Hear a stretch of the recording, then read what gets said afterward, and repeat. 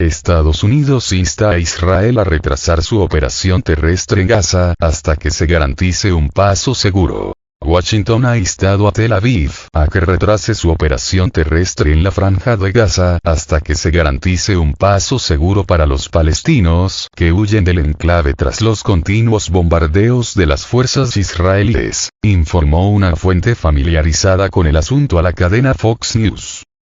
Por su parte, el presidente de Estados Unidos, Joe Biden, dijo en una rueda de prensa que resolver la crisis humanitaria en el territorio palestino debe ser una prioridad, ya que, según él, la abrumadora mayoría de los palestinos no tiene nada que ver con Hamás.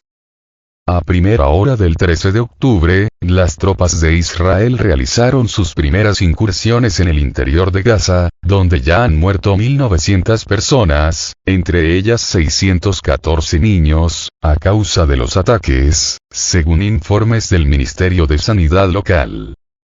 La Organización de las Naciones Unidas, ONU, ha pedido al gobierno encabezado por Benjamin Netanyahu que detenga la orden de desalojar en 24 horas a 1,1 millones de personas del norte de la franja, debido a que el desplazamiento forzoso podría acarrear consecuencias humanitarias devastadoras. Tel Aviv argumenta que la evacuación es por la propia seguridad del pueblo palestino, mientras que el organismo internacional se opone porque afirma que es prácticamente imposible mover a tanta gente en un periodo tan corto de tiempo.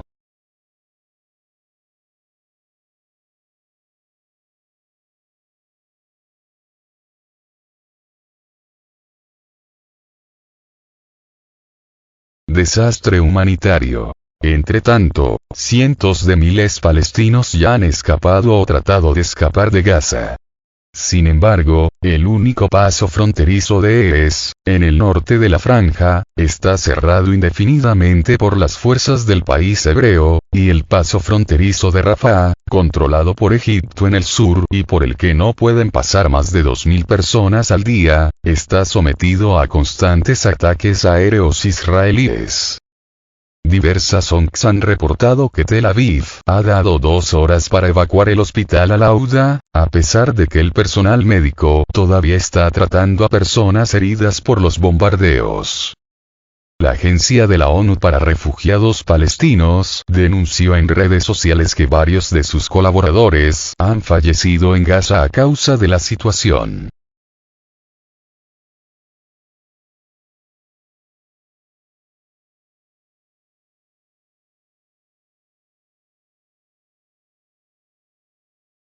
¿Para qué fueron las primeras incursiones terrestres israelíes?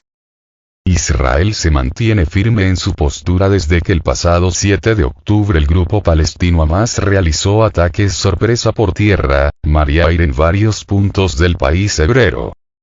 Esto es solo el principio, advirtió el primer ministro Benjamin Netanyahu, luego de la embestida que han dado las tropas de su nación en las últimas horas, entre acciones que incluyen infiltraciones terrestres en Gaza, cortes definitivos de los servicios básicos y un asedio en las fronteras del enclave palestino con unos 300.000 soldados, tanques y equipos de artillería.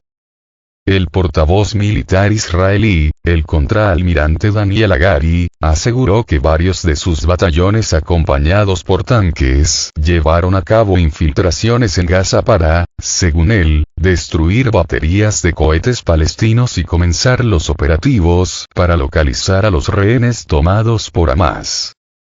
Las fuerzas localizaron hallazgos que pueden ayudar en los esfuerzos por localizar a los desaparecidos.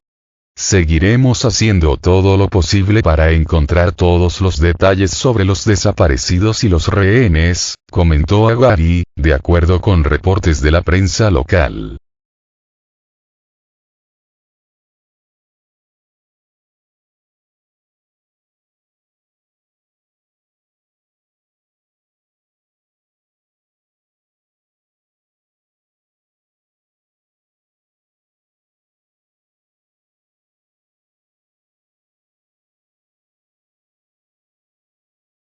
Detrás de la guerra de Netanyahu contra Hamás. Los Balcanes euroasiáticos contra Rusia.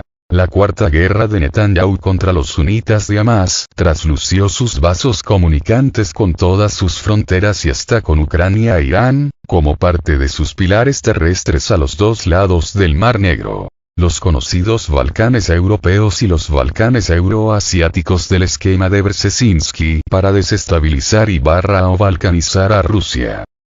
En el zoom cronológico de 1978, Zbigniew Brzezinski, entonces asesor de seguridad nacional de Carter, manejó un arco de la crisis contra la extinta URSS como aplicación del Plan Bernard Lewis, la balcanización de los mundos árabe e islámico. Un año después fue derrocado el Shah de Irán mediante la revolución islámica chiita del Ayatollah Khomeini. 6 años más tarde, los separatistas sikhs de la India asesinaron a la ex primera ministra Indira Gandhi en el Templo Dorado de Amritsar.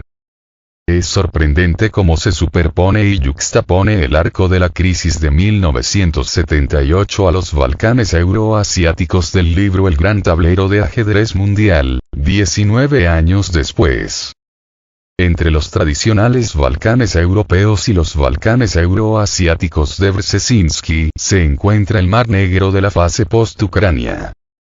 Los Balcanes euroasiáticos comprenden el Transcaucaso, el Mar Caspio, Irán, Afganistán, las ex-repúblicas centroasiáticas y la parte occidental de China.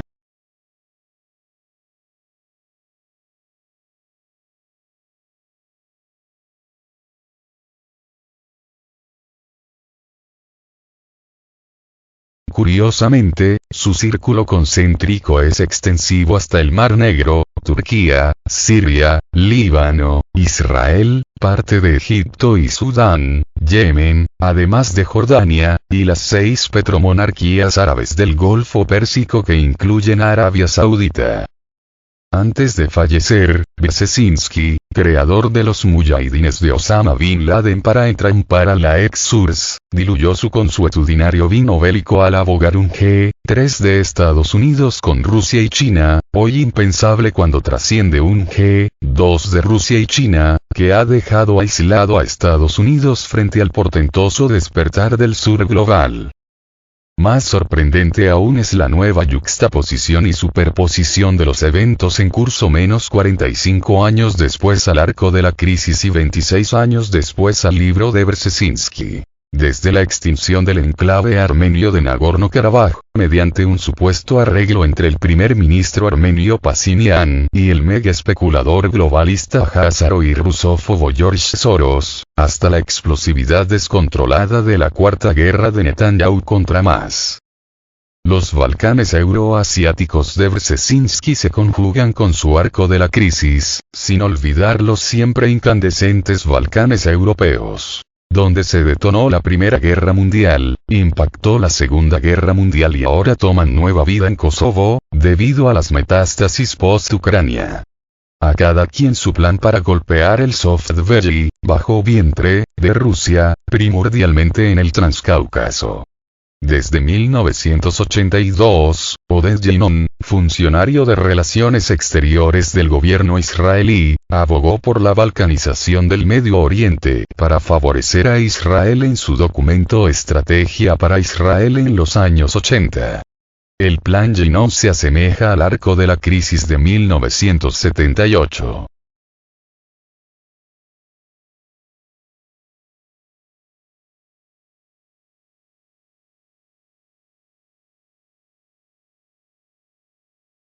El reciente nuevo mapa del primer Netanyahu, donde elimina en forma unilateral la existencia de Gaza y Cisjordania, cumple al pie de la letra la postura de RAND, think tank militar de Estados Unidos que racionaliza la inviabilidad de dos estados contiguos de Israel y Palestina. No todo es color de rosa en esta cuarta guerra de Netanyahu contra Hamas, cuando el connotado investigador Seymour Hersh le sentencia sus días contados, como lo son también ya los de su correligionario házaro, el comediante Zelensky. En forma coincidente, las agendas de Zelensky y Netanyahu han llegado a perturbar la política doméstica de Estados Unidos cuando Biden, en un teatral ardid de demagogia electorera, ha enviado a su portaaviones de lujo Gerald Ford a proteger a Israel, que posee entre 90 y 400 bombas nucleares, dependiendo quién haga las estadísticas, para liquidar a Hamas, que supuestamente sorprendió con su deletérea incursión con parapentes, motocicletas y misiles de fabricación casera. Biden ha optado por la fuga hacia adelante cuando el legislador Michael McCaul, mandamás del poderoso Comité de Relaciones Exteriores, comentó que Israel fue advertido por Egipto de una violencia potencial 3 días antes del cruzamiento letal transfronterizo de Hamas. Una de las consecuencias de la nada improbable escalada regional, que puede llevar a la extinción de Gaza, sería el alza del petróleo, según el esquema secuencial de la escalada por Bloomberg. A quien menos le convendría un alza del petróleo es a Biden, en medio de la incoercible inflación de Estados Unidos, la crisis de la deuda, el avance irresistible de los BRICS, la desglobalización y la desdolarización.